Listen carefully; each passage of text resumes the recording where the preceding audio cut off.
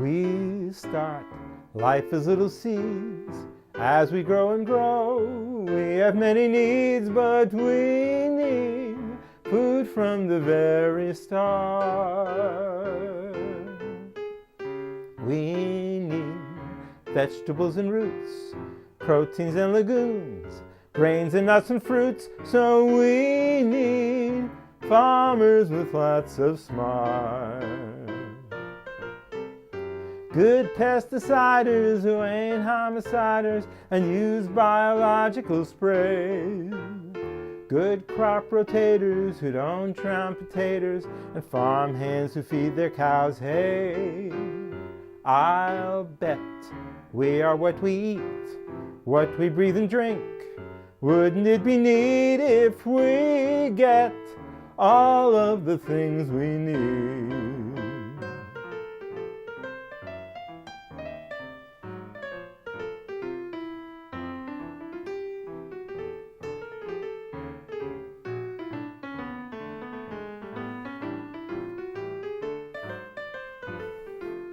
I'll bet we are what we eat, what we breathe and drink.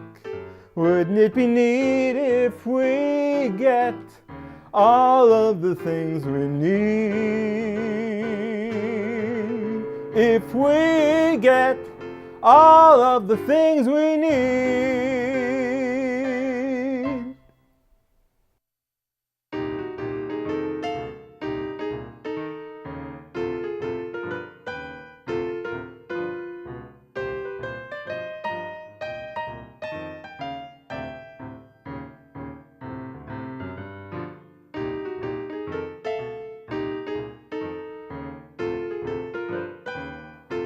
Good nutrition and good environment.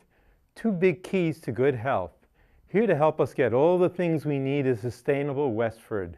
Please welcome them to Barry's Place. Hi, I'm Gloria Gilbert. I'm founding director of Sustainable Westford and a few programs such as the Farmers Market, the Westford Academy Mentor Program, and our Winter Series.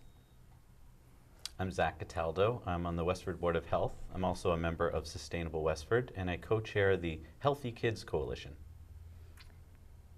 Hi, I'm Megan Murphy. I work for Whole Foods Market. I'm also involved with Sustainable Westford. I am Todd Johnson. I am actually the store team leader for Whole Foods Market here in Westford, and I'm actually just joined the board of directors for Sustainable Westford. Congratulations. Thank you. Gloria, you started Sustainable Westford. Mm-hmm. Why did you begin with the program? Wow, that was 11 years ago, and I still remember the passion I had for Westford and the town common. It was so beautiful when I got here, and I always idealized being able to ride a bike with my son up from my house up to the town common and buy a healthy cookie and sit in the sunshine and just enjoy the community. That's really how the concept came to me. It's just so idyllic. Huh. Yeah. What challenges did you have starting the whole shebang? There were a lot of great challenges along the way. The First Parish Church United was very helpful, instrumental in helping me persuade the town forces, departments that this is such a great idea. So we had a lot of momentum going forward, and it really took maybe 2.5 months to put it all together and get all the approvals. And that 11 years ago, we were on the town common with maybe 8 vendors to start, and 11 years later, we've done well. Great. Yeah. What did you learn as a result of starting all this stuff? I mean, you had to make a lot of community contacts and stuff. Certainly, I learned a lot about Westford and how it runs and the many departments that need to be weighing in. I learned that there was so much community involvement and volunteers in Westford. I'm amazed at how many people just really want to contribute and do something good for our community. There's a lot of, of course I learned how to work with people and to maybe persuade people to come and join us.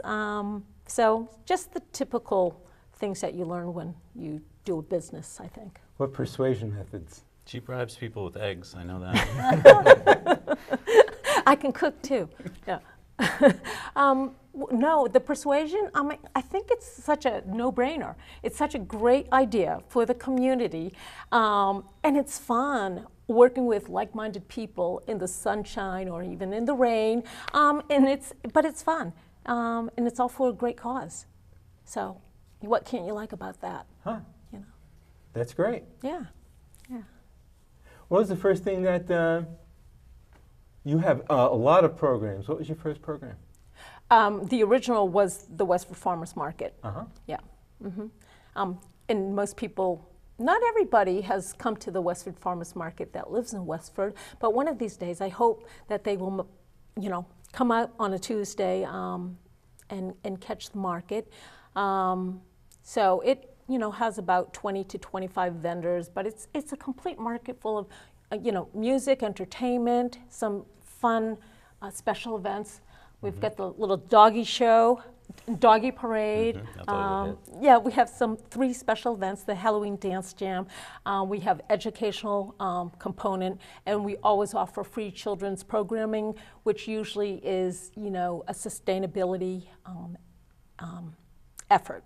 So such as take a little half of an egg and clean it up and fill it with topsoil and plant some seeds, and the little kids, can take that home. So it's, it is a complete, very full. I think the volunteers are amazing. The high school kids generally run the market with, adult oversight. So, we get all the kids involved, and they learn a great deal from, business, working together, as well as sustainability and environmental and local food issues.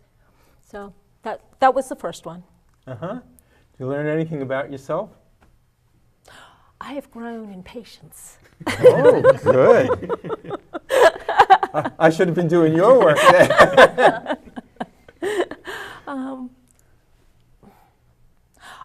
Wow. I suppose I kind of learned that this is such a passionate thing. I've always been, environmentalist, but it's kind of really super nice to meet all these other like-minded people, and I think we feed off of each other. It's really enjoyable. Zach does a ton of stuff on his own, and I'm sure Megan and Todd do a ton of stuff on their own.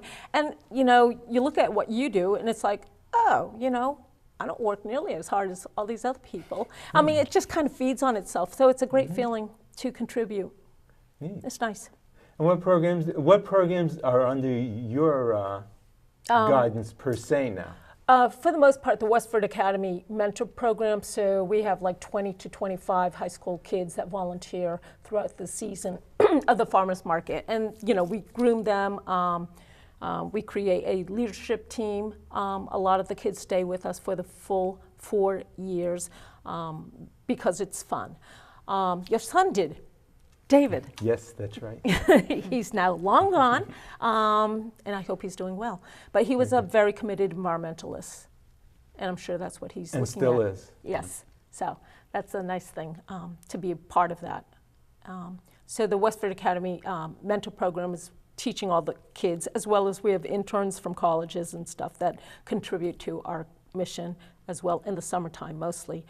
And lastly, the other program is the Winter Series, which we do film screenings, workshops, cooking workshops. This past winter, Whole Foods contributed on the 3 cooking workshops. We had about 18 hands-on, guests. Megan was there. Yes. Denny Kelly joined them, and she's our cooking coach and demo specialist, and she taught about how to use root vegetables, herbs and spices, and I think, offered a different perspective on cooking. So it was very exciting, I think, for the groups. It was, and it was very informative because I'm an okay cook, but so many people picked up little tips from Denny, such as any onion that you use, you're supposed to soak it in vinegar. You know that? So I didn't know From that. being around Denny, listening to her But tips. it takes that bite out of the onion. So she offered a lot of really neat, useful tips. Tell us about the SNAP program before we move on to Whole Foods, since we've already moved into them a little bit. The SNAP program is the food stamp program, now called SNAP, Supplemental Nutritional Assistance Program. It's a federal program. So we were authorized to start taking food stamps or SNAP dollars at our market. Certain vendors can redeem SNAP dollars. And our bonus buck program is very special to Westford. Very proud of the bonus buck program, but we raise private donations. All the churches of Westford has contributed to the bonus buck program, whereby if they contribute $50, $100, we're able to put that money aside, and someone with a $25 SNAP allowance from the government, that $25 allowance, we make it into $50 by private donations. So that's really helpful for those that really need that kind of assistance. And we're still carrying it this year, and we have one of the most generous bonus buck programs in Massachusetts that I know of. What's new this year, SNAP program? There's only one other new program that I'm aware of. It's called the HIP program, which only fruits and vegetables are going to be able to accept HIP money, and that again is like a food stamp, but it's a different kitty. What's HIP stand for? Healthy incentive, probably. Healthy incentive program. Okay. Yeah. Any challenges SNAP program has met? I'd love to see a lot more people come to our market and redeem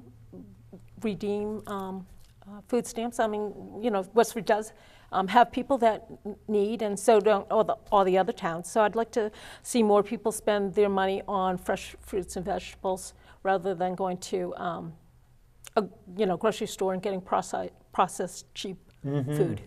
Yeah. Anything the public should know about your program that we haven't hit?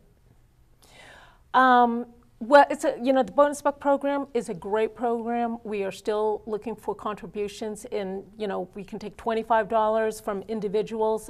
It's a great way to contribute for those in need. Yeah, the website is sustainablewestford.org. Great, thank you. Thank you. Let's move on to our Whole Food people. All right. Why did Whole Food decide to partnership with Sustainable Westford? So this actually started a while back when I was in Bedford, Mass, and it was before the Westford store opened. And the first event we joined for was the Halloween Dance Jam.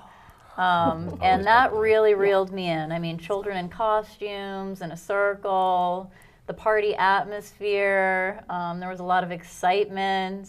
And then, obviously the fresh food and the vendors all around. And we kind of have built it from there. So last year we were a sponsor of the farmers market. We did sampling there, and our programs are very aligned. Sustainability, access to fresh food, all of the work that they do, educating children and families. So it's been very exciting to grow that partnership over the years. Mm-hmm. What coming programs do you have that are related to Sustainable Westford? So current programs, we are part of their cooking series. So we did their winter cooking series. We're going to continue that into the spring. We will definitely be out at the farmers market, with a booth sampling, whenever they'll have us for cooking instruction. And then anytime, we love you. And then in store, we've been working on some programs as well. Todd can probably speak a little bit more to that. Yeah, we've actually we've started working with Jerry. Jerry brought up to our attention that they use Upcycle and TerraCycle to raise funds for the Westford Public Schools, and we had never actually launched the program in our store. And I guess there was some discussion about it early on before I was even involved with the store. And so we did. We just a few weeks ago we put in a recycle bin for that purpose specifically. There's some other there are some other exciting things too. We've had a lot of people asking lately for textiles. It's not directly to Sustainable Westford, but we're adding a textile bin that'll be in our store in the next couple weeks too, which will actually benefiting the Epilepsy Foundation. We're really excited to be finding a way to make that happen as well. Great. Yeah. And how did you get involved with you are managing what stores? I'm now managing the Westford store, but actually prior to that, for several years I managed the store in Bedford, Massachusetts. So we'd already established a lot of the relationships that we are now fostering and growing here in Westford. It was a very comfortable and easy transition for us because we'd already been so involved in the first place. What got you interested in managing? You know, I've always been in management. From when I was very young, I used to manage donut shops while I was getting my degree, my business degree at Northeastern University. So I used to manage for a company called Mike's Donuts. They had a store at Forest Hill Station and another place, and I've just always loved being involved with. We actually call it team leaders at Whole Foods, and I like that use of that terminology because you're not really managing people, you're leading them, you're helping them realize their potential, and I love doing that. It's something I've always gotten a big kick out of. So. And how did you come to gravitate to Whole Foods? Wow, it's a long story. I'd say. It's a real long If it's story. under 10 minutes, we can do it. I can't. You go from donuts? I lived out in California. I met my wife out there, and we went to Italy for a year because she was a Fulbright scholar, and we moved back to Boston, and I started doing sales gigs to try to make money. I was miserable. And I had a friend who was a vendor for the company who told me that she thought it'd be great for me to work for Whole Foods, and I was like, what? I'm not gonna go work for a grocery store? Like, are you kidding me? But I did. I joined the company, and the culture and their core, what we call core values. We have several core values, and they really hit home with me. And it's become a huge part. It's a big part of who I am now. I live it. I love it, and I hope to never leave it. What challenges do you have as a manager? You know, with opening a new store, it was one of the most difficult things I've ever done. You know, even though we had a fairly established base of customers here, we had people who are still very devoted to the Bedford store, and we had a lot. There's a great Market Basket right up the street, who I think in general do a great job. So there's a lot of competition in that market, and it's just convincing people that we really put a lot of love and care into what we do. There's a lot of the monies that they spend in our store go back to the communities. We make a huge effort to funnel money back to the community. We have things called 5% days. Yep, so 5% days are when they happen 4 times a year, and it's when we give 5% of our profits back to a local community nonprofit. And can I just say that those days make such a huge difference to the local charities. Like our nonprofit was able to partake in one of their 5% days, and it was a huge part of our budget that year. So I mean, it really makes a huge difference. A lot of people think that, oh well, it's only 5% of one day, but it's a lot of money. Yeah. So I mean, and one of my favorite parts about that is we often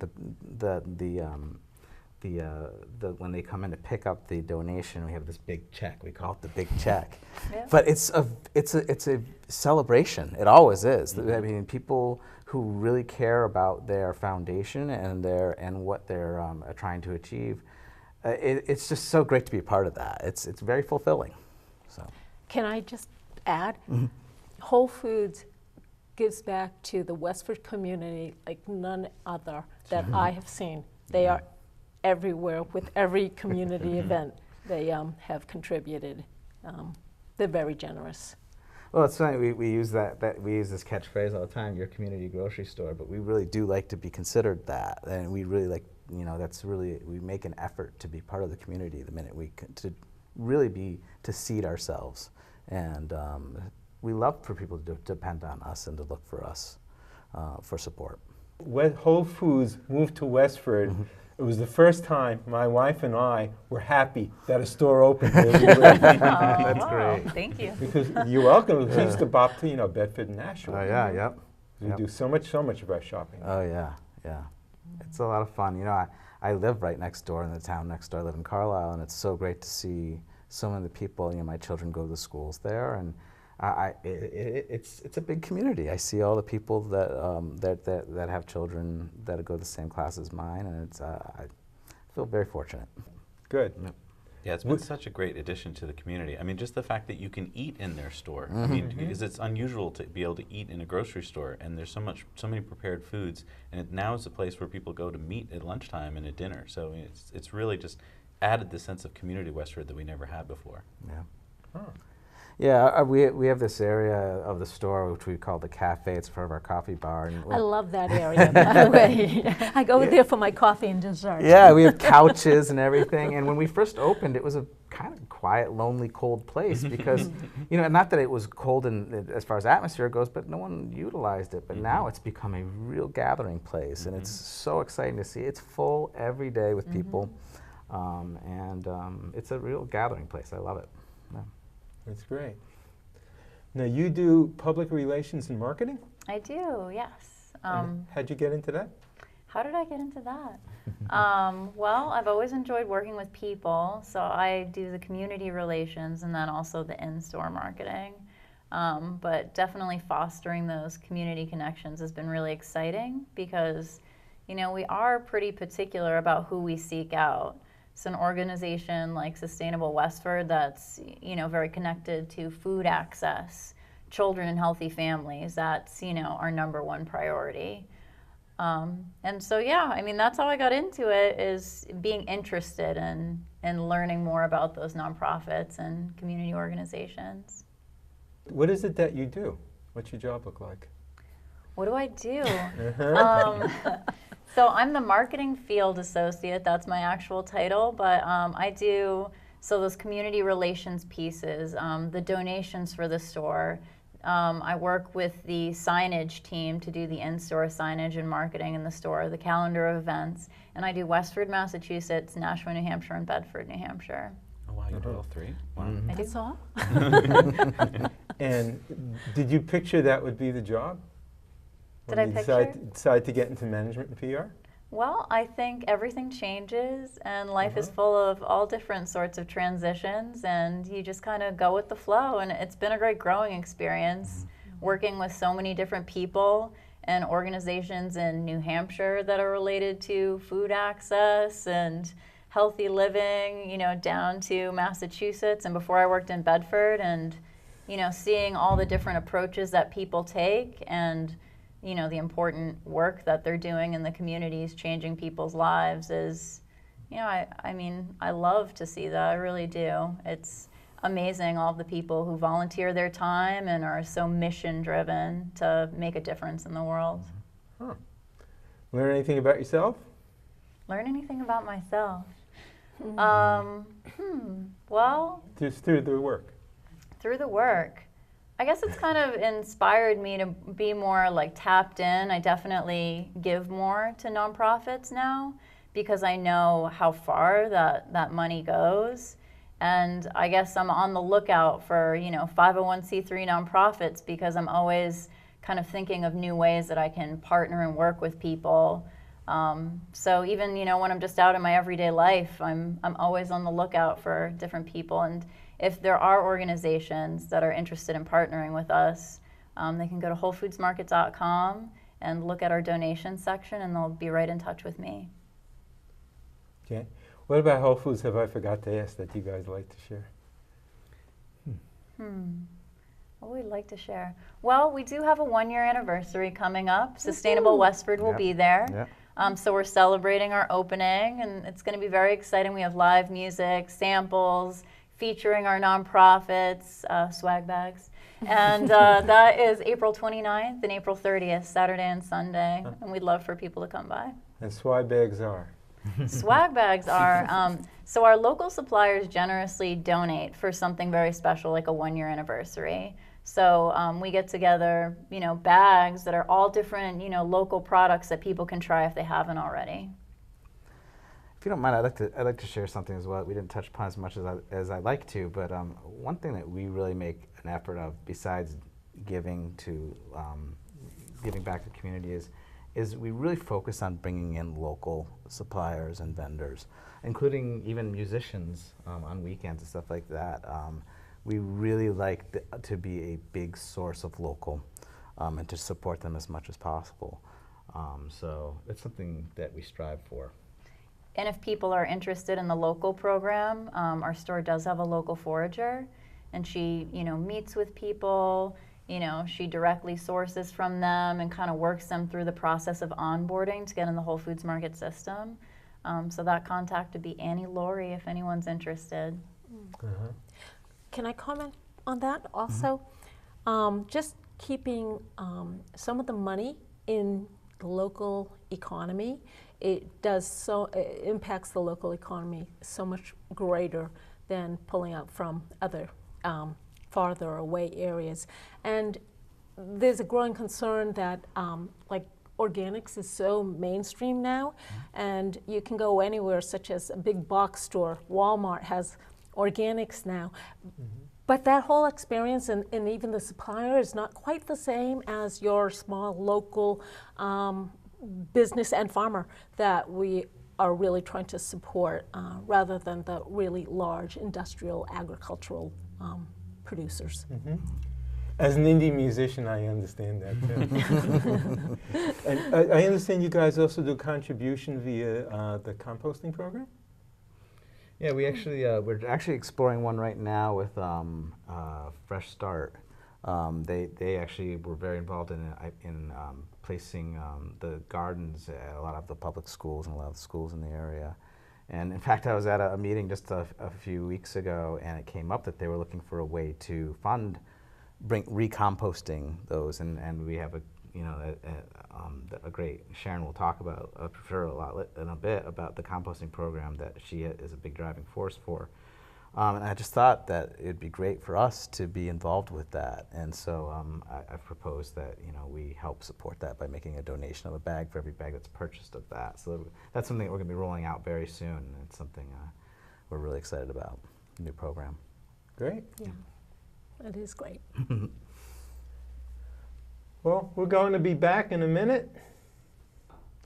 Welcome. Everyone introduce themselves. I'm Jerry DeBello, and I'm part of Sustainable Westford. I'm working a couple of programs. I help out Zach with the Healthy Kids Coalition Rainbow Snack Program.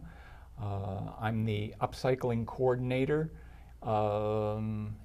With Zach, we co-manage the market during the market season.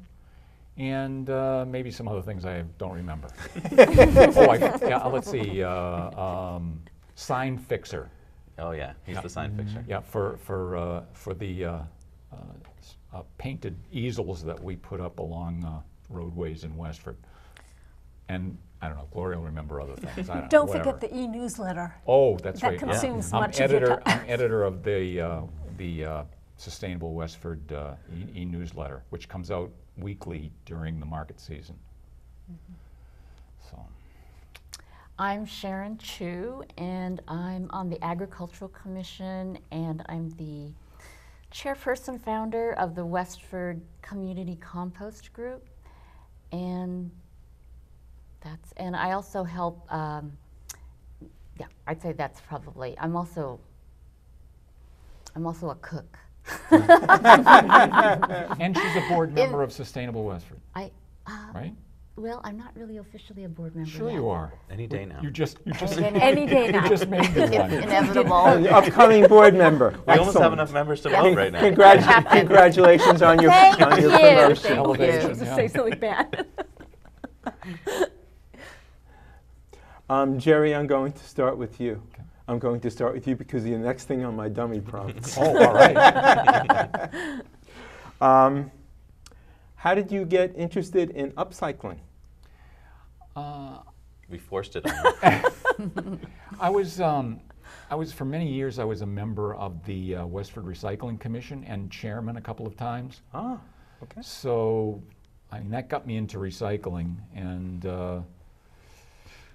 I no longer do that, although I'm still involved in the group some.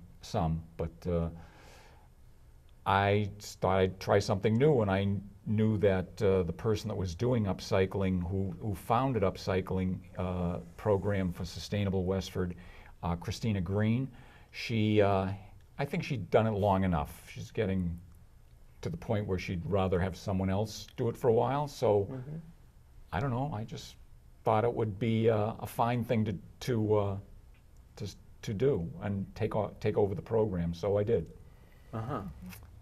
And I'm the collector, sorter, shipper, so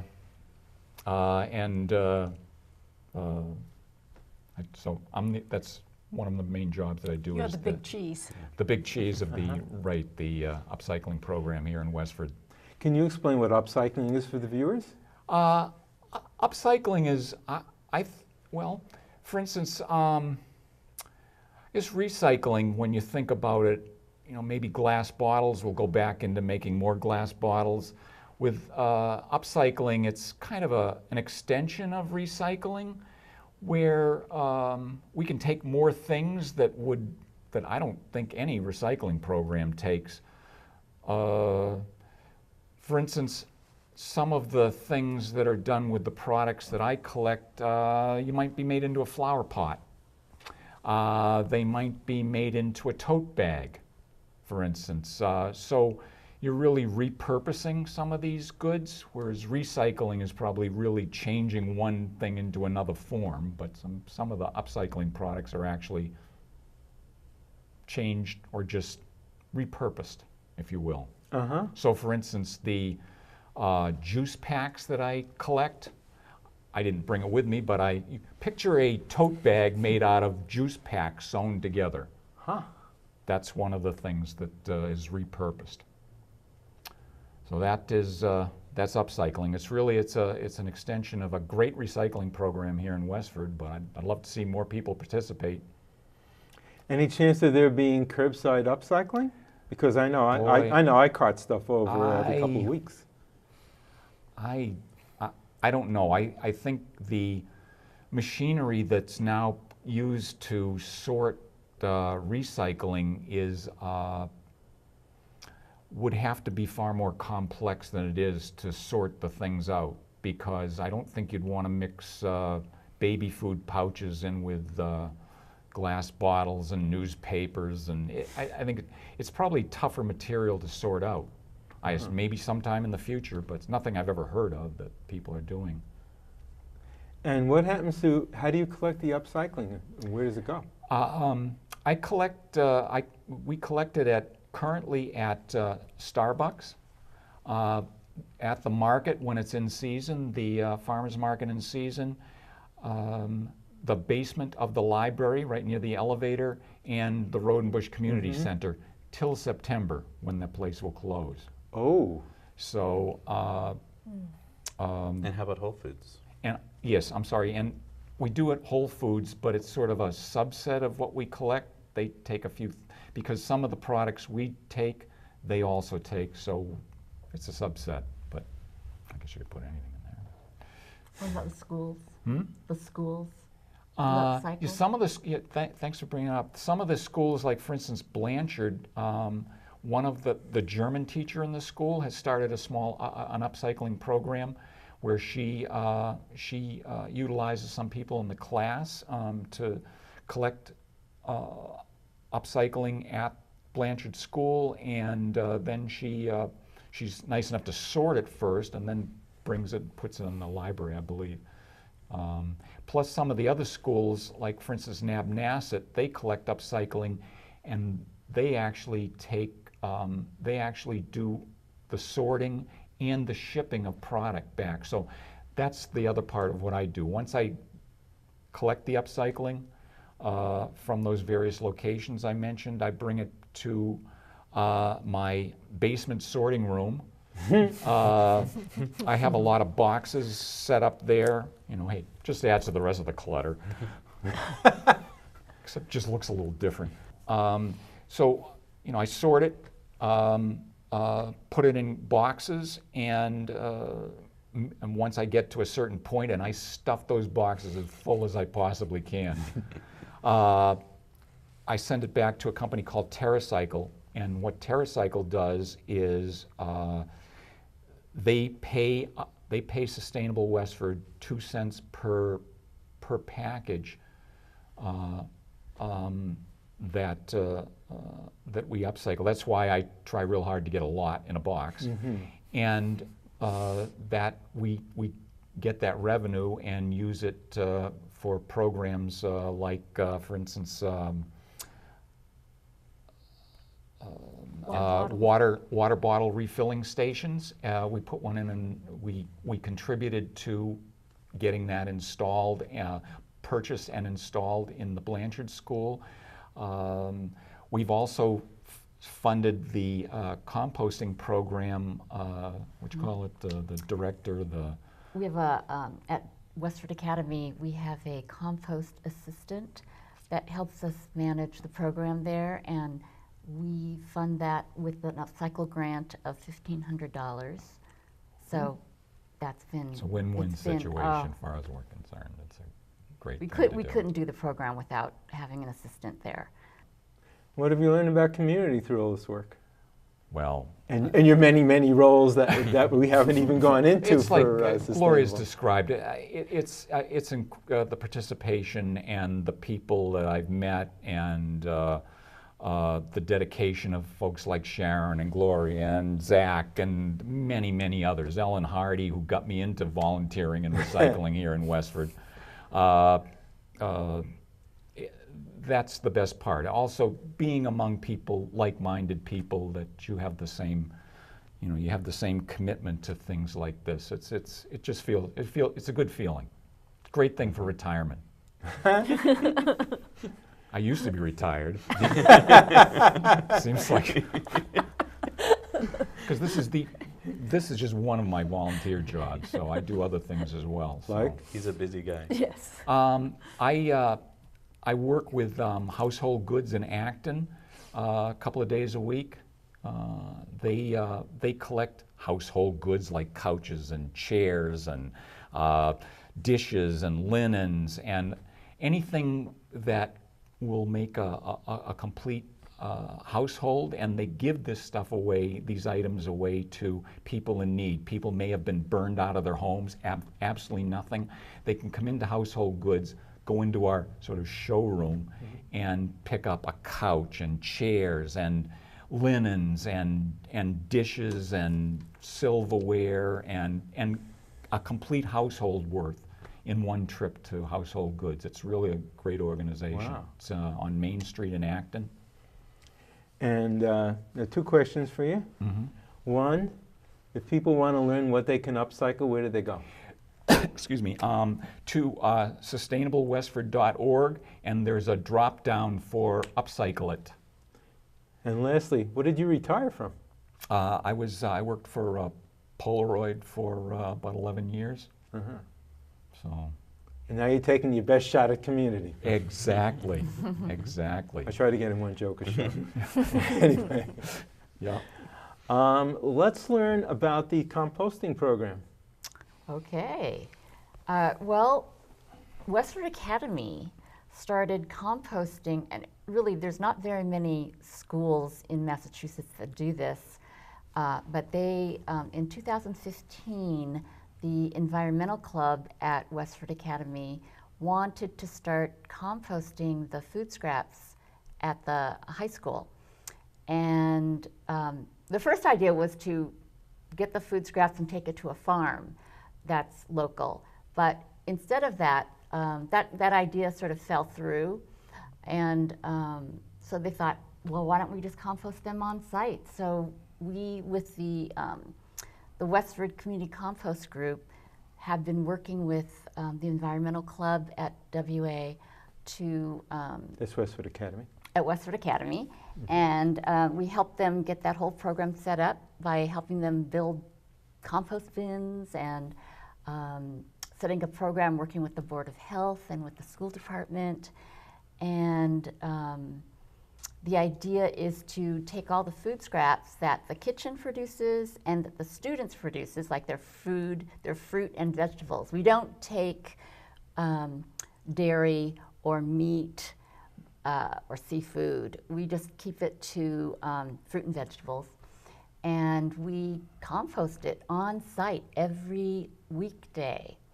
And Parks and Rec is like wonderful. They help deliver.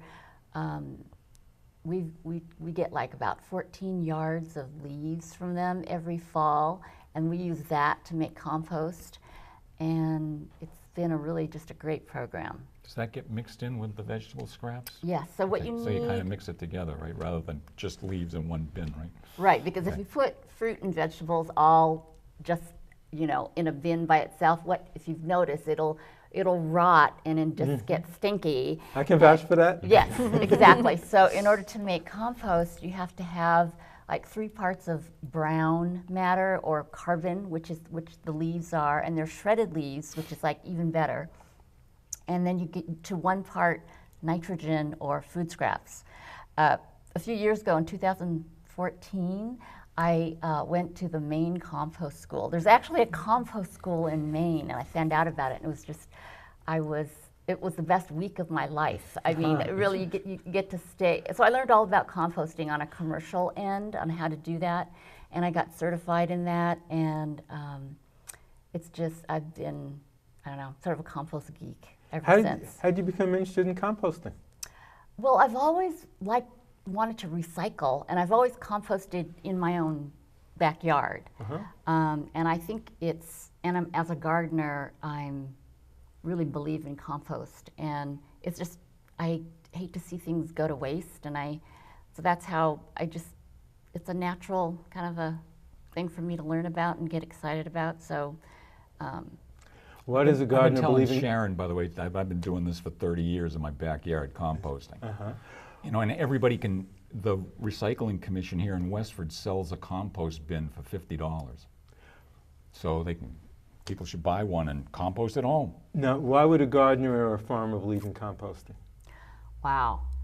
Well, okay, so no matter what kind of soil you have, sandy, clay, crafty, and a lot of people, have compost. If you apply it every fall and every spring to your garden, just about an inch or 2, you will notice what it does is it creates a healthy environment for your soil. It enriches the soil with all these microorganisms that make plants happy. It will reduce your watering because it's got this organic matter that goes into the soil and holds water. So think about the drought last summer. If you had compost in your soil, you wouldn't have had to water as often. It also cuts down on weeds, and you can even use it as a mulch if you want to. It is just like the secret. Like any organic farmer will tell you that compost is the key to healthy plants. It just creates a really good environment for plants to grow in.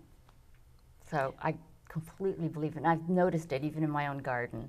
And every good farmer out there will tell you that compost is magic. You don't have to use, I'm not into fertilizers, so you don't have to use fertilizers or pesticides because it really, if the plant is healthier because it's in good soil, it doesn't get so many diseases and it doesn't need to be fertilized. You don't need to add that kind of stuff to it. So it's great. Can I add also? I think that the whole composting concept is so fabulous because it's sustainable. There's no inorganic synthetic fertilizers that need to be used, and it just replenishes the organic matter that your plants take out. And if you're a farmer and you continually farm, eventually, and without replenishing your soil, eventually your micronutrients are gone. So this whole compost thing really just helps. Now, what is good and bad compost, and what is quality compost? There's that's a big area of discussion. But basically, the important thing, good compost, number 1, it's got the right mix of browns and greens. the most important thing I think is that it's matured so that you don't have, if you can't you don't want to have a lot of nitrogen items like food scraps still, like you can see it. If your compost is kind of still smelly, or you can still see the fruit scraps or the food scraps, and you can still recognize leaves and that, it's not broken down enough. It has to be mature enough so that it won't. Looks like dirt. So it won't. So it won't reheat again, and so that the nitrogen has already been decomposed enough so that it's not going to. If the nitrogen is not decomposed enough and you put that in your garden, it's going to draw the nitrogen out of the soil and take it away from the plants that you've got. So you want to have a mature compost. A lot of times you'll see, if you buy compost at the nursery or at the Home Depot or wherever, and you notice that the compost is reheating again in the bag, that means that it's not mature enough. Yeah, that can happen. Wow. And so what you'd want to do is you'd want to probably don't use it for, I would say leave it outside for, I don't know, maybe at least 3 or 4 weeks and let it, you want it to be, the compost should be the same temperature as outdoor. It should be ambient temperature. And it needs time to cure. You want to make sure that the compost is, if you were to grow some seedlings, you want it to have like really viable. We had it tested and it was like, showed 100% seedling viability. So that means that seeds, if they're sprouting 100% and growing really healthy roots, that means there are no phytotoxins, things that will hurt the plant in that compost. And so you also know that it's a very mature compost, because if there was green things or nitrogen wasn't broken down enough, that would take away from those seedlings and make them suffer. Uh-huh.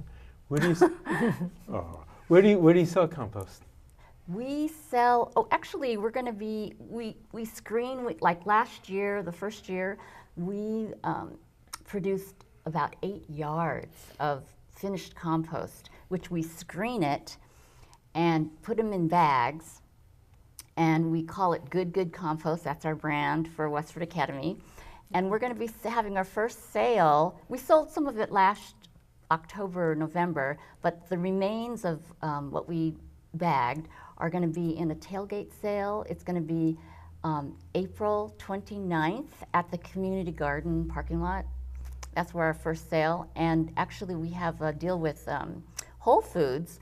They have said like the first 30 bags that we sell, they're going to match it with the donation of buying 30 more of our bags and giving that to Fresh Start Food Gardens, because Fresh Start Food Gardens is in charge of the school gardens, like at Avid and Day and various schools. So they're going to be using the compost on the school garden. So that's where that's going to go. And it's a wonderful, generous donation from Whole Foods. Excellent.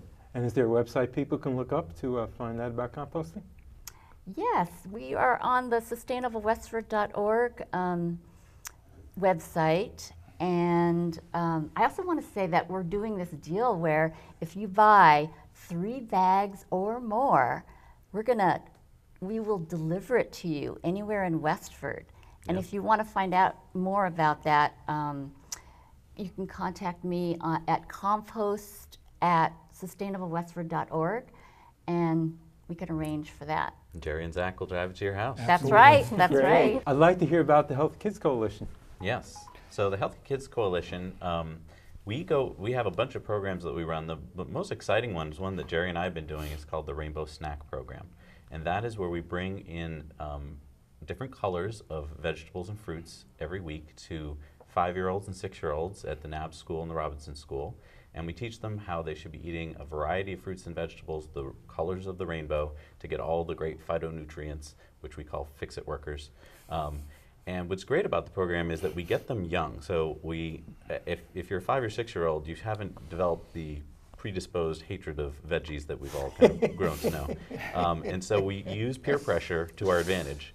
If you have a whole classroom full of kids that are eating something like beets, you'd actually be surprised how many of them will actually try it, even though their first instinct would not do it. If they look around and Tommy and Sally are eating them, then they eat them too. And so what we've heard anecdotally over the years, we've been doing it now for 3 years, from parents, is that many parents tell us, wow, my kids are now asking at dinner time if we can have more vegetables. And that just warms our heart. So that program is a 12-week program that we run in the schools, and we started as a pilot, and now we've been expanding every year into more and more classrooms. And this year we're experimenting with videos. We've made 6-minute videos for each vegetable, and we show them in the classroom. And the idea is eventually we'd like to get this into all of the classrooms in Westford, and then beyond, if other school districts and so forth. So we're trying to find a way to multiply because we're only a few people, by using videos, we can have teachers show the videos and make the program easier. How did you become interested in the area? So about 8 years ago or so, I started learning more and more about how nutrition and lifestyle are important to our health. And then 5 years ago, I changed my diet completely. I went from a normal American diet of, hamburgers and steak and stuff to a primarily plant-based diet. So vegetarian, but even going a little further into vegan. And my health changed. I lost a lot of weight. I was popping Claritins like every day. That all stopped. So within 2 weeks of changing my diet, Wow. lots of health things changed. And so once you start doing it, it's even more powerful than just thinking about doing it. It's really hard to do, or at least it was for me. But I learned so much, and I'm learning so much by kind of switching into a different mode of eating. And it's been hard, but it's been great to be around people who also get it. Does your family make any changes as a It was result of you tough. doing this? Yeah, so my son did it with me. Part of my family didn't talk to me for about a month. Cause? Because it's a major shift to have, something that up until a week ago you were eating with the family to be like, now I'm not going to eat that. It's not healthy. And that causes a major rift. It's a very big social faux pas. I mean, if you go out to a restaurant with someone and they're eating differently than you get treated like, well, you're not part of my tribe anymore. I mean, why, my tribe eats this. Why won't you eat that? And we don't usually have that discussion. So that's kind of the hardest part about it, is we're all addicted, most of us, to sugar. It's 8 times more addictive than cocaine. And yet, if you try and get an adult to stop taking sugar, first of all, they can't, because it's addictive. And they don't really want to talk about that they can't. And so it creates a cognitive dissonance. It creates a bit of anger in people, because it's something that really hasn't been discussed or taught. And so my thought was, well, this is a really tough subject for older people. Let's start younger, where they haven't had that, all those predisposed ideas. And so when you start talking about kids about, say, sugar younger, they think, oh, okay, then let's just not drink Coke. That's a lot easier discussion to have with a 5-year-old than a 40-year-old. Huh.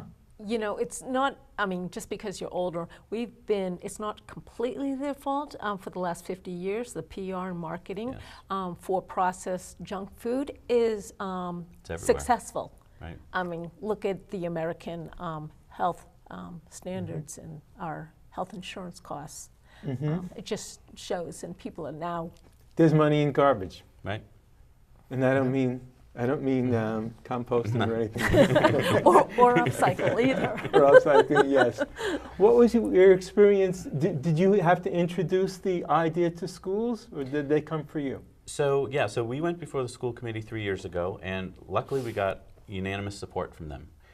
That was great. We were so excited that night. We were like, we just won the war. We just got unanimous support from the school committee, so therefore we won. What we didn't realize is that the schools are, think of a giant tanker ship. And so to turn that ship takes so much time and energy. And so we just thought, oh, we'll just hop on that tanker ship, take a left. But that's not what happened. So we had endless meetings with the schools at all different levels. And we had lots of lofty ideas. The biggest problem the schools have is that they're being told to do all sorts of things to teach our children. And if you hop on there and tell them you want to teach one more thing, their first question is, well, what am I supposed to take out in order to teach that thing? And also, I don't have a curriculum for that, so you're going to develop a curriculum for me? So that's why we got the idea of the Rainbow Snack Program. We develop the curriculum, we do the work, so that we got a bigger buy-in from the schools, because it was like, oh, all we have to do is give you 20 minutes? Okay, we can do that.